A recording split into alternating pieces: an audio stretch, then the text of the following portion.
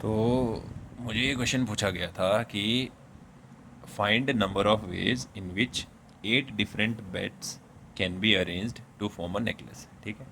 अब ये क्वेश्चन थोड़ा स्पेसिफिक है और थोड़ा क्वाइट डिफरेंट है। डिफरेंट इन द सेंस कि थोड़ा यूनिक है। यूनिक कैसे है?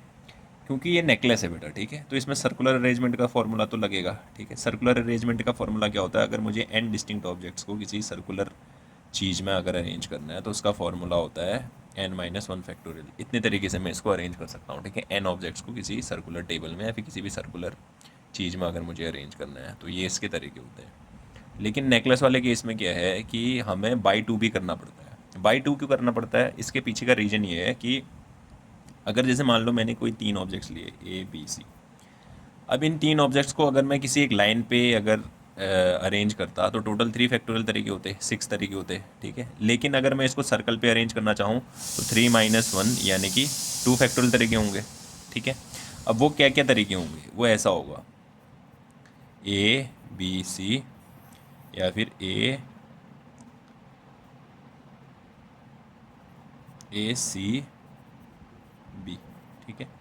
या तो वो A B C होगा या फिर A C B होगा। ठीक है। इस तरीके से ये 2 तरीके से मैं क्या कर सकता हूँ, आपका किन्हीं भी 3 ऑब्जेक्ट्स को सर्कल पे अरेंज कर सकता हूँ।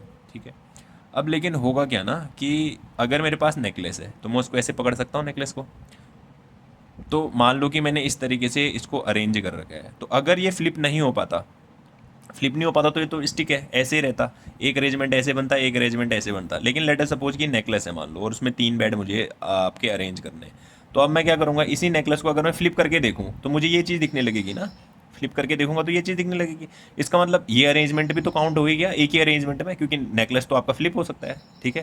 तो ये तो फ्लिप हो रहा है, तो ये फ्लिप होगा तो ये अरेंजमेंट भी इसी में काउंट हो जा रहा है एक्चुअली में। तो इसलिए जब भी कोई भी ऐसी चीज़ मुझे मिलती है जो फ्लिप हो सकती है और सर्कुलरली अगर अरेंज्ड है तो उसके लिए फिर मुझे क्या करना पड़ता है? अगर n मेरे को ऑब्जेक्ट्स दे रखे हैं तो उसके लिए फॉर्मूला हो जाएगा n-1 फैक्टोरियल। ये तो करूँगा ही करूँगा, बाई टू भी करूँगा।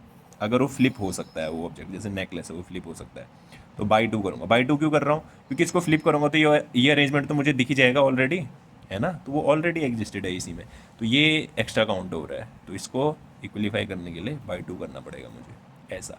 तो यहाँ पर इसने बोल रखा है 8 डिफरेंट हमारे पास क्या है बेड्स हैं। तो 8-1 फैक्टोरियल बाई टू यानी कि 7 फैक्टोरियल बाई 2 तरीके से डिफरेंटली मैं इसको अरेंज कर सकता हूँ। ठीक है। अगर मान लो कि ये ब्रेसलेट होता जो कि एक साइड से अरेंज हो सकता है केवल, तो फिर ये बाई टू नहीं होता, क्योंकि फिर वो फ्लिप नहीं हो सकता ना। ब्रेसलेट ब्रेसलेट तो एक तरफ से ही रहेगा।